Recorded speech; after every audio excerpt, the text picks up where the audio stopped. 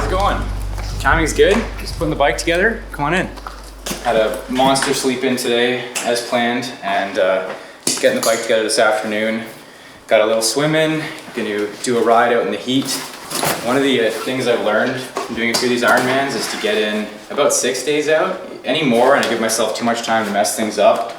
Any less and I just never properly relax. So I've learned I need 2 days or so with like nothing on the schedule. Well, I got this bike last year, but I've been pretty much exclusively on the trainer all winter, training in Canada. I think I got out for 3 rides, so maybe a cumulative total of like 10 hours outside coming down here. It's quite a luxury to have a garage set up like this and all these tools. Oh, I have such a long history with Texas and the woodlands in particular. I was first down here working with a couple coaches during my very first pro season back in 2014. And then the timing didn't work out for a couple years after that. Then of course the pandemic. Finally, the stars aligned this year. And you know, this is exactly where I need to be. What's your goal for a race day? Win. What's your goal for race day? Win. You know, the sport can't be all about external validation. It's not gonna get you far enough. It's not gonna justify the other 364 days a year of toil, basically. But yeah, a little external validation would go a long way right now.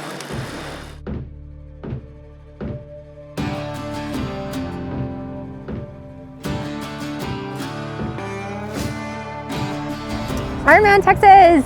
A race that I've done every year since I began this whole Ironman journey in 2014, my very first amateur race. I need to get my race chain on, so I'm headed here. Hey! How's it going? I'm Jocelyn!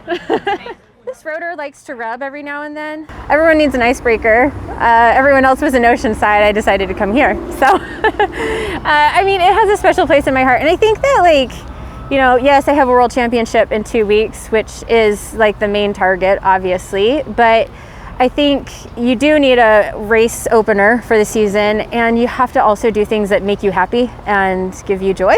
And racing here gives me joy. I love it. I've never actually had number one. I've won other races, and every time I've gone back, they've given it to the male pro, so kind of fun, because I didn't win this one. I raced Ironman Florida with a broken wrist. I broke it the week before, I think it was. Broke 2 bones and tore a ligament. Orthopedic said, you're not going to do any more damage than you've already done, so go ahead, finish your season like you want. And so I did, and that swim was awful to have a broken wrist in, but did it and ended up 4th, but got to be happy with ending the season how I wanted. I mean, I think you'd be silly to just say you're going to win a race and, you know, not like talk about other competition, because there's a ton of competition out there. There's Danielle Lewis, who it's her first Ironman. She's shown herself really well in 70.3s. Lauren Brandon always like has an amazing swim bike and hangs on for the run. But I mean, it's fun, and I wouldn't have it any other way.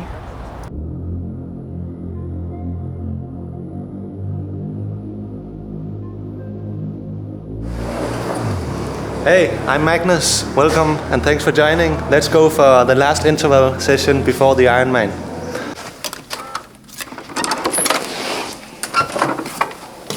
Hello. Hello. This is my coach. Hello. Hey.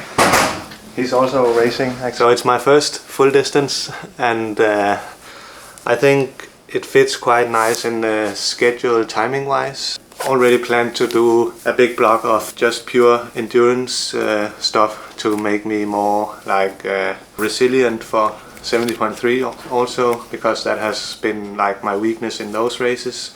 My goal for the race, it's since it's my first full distance, it's a little bit hard to say or to know what I can expect 100%, also because of the tricky conditions here with it can be extremely hot and humid. So, but we've done some testing at home and know approximately where, like what my paces should be on the bike and run. But for sure my goal is to compete for the win here in Texas. That's also what I'm aiming for, is to qualify for Kona.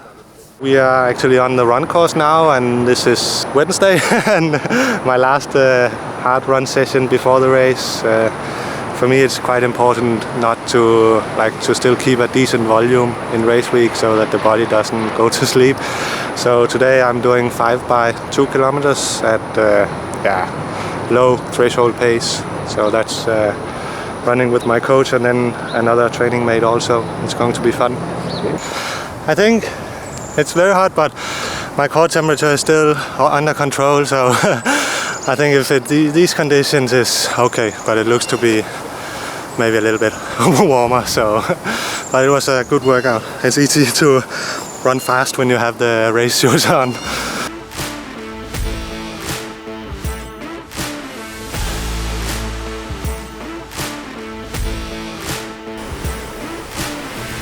Lauren Brandon. Where are you from? Utah. We're in the Woodlands, Texas. So my husband and I actually lived here in Texas for 10 years, and we moved away a couple years ago, but you know, I love coming back because it still feels like a hometown race. And this is actually my first Ironman finish back in 2016, and I've done this race a few times, so I'm really excited to be back. We are here for a win and a Kona spot. Yeah, I'm just ready to have a great race, and you know, last year was a bit of a roller coaster for me, and so I just really want to go out there and see what I'm capable of and put together a great race. Just came back from St. George. I was with my coach Julie Dibbins and a big crew for a couple weeks, so I got in a lot of good training there, and I'm really happy with where swim, bike, and run are, and so I just kind of want to go see and try and have a fast day out there. Today we actually have a 4,000 swim, a little race prep. So Julie's been, the past couple weeks I've been swimming quite a bit. So we're just kind of keeping up with some training and yeah, get to do a fun-filled 4K. Yeah, the prep in St. George was really good. There's definitely no flat place to ride, so it's a bit more hilly, but I think it was a bit tougher training, which I think will come here and on race day just get to stay in aero, and I'll be excited to just be on a flat, fast course.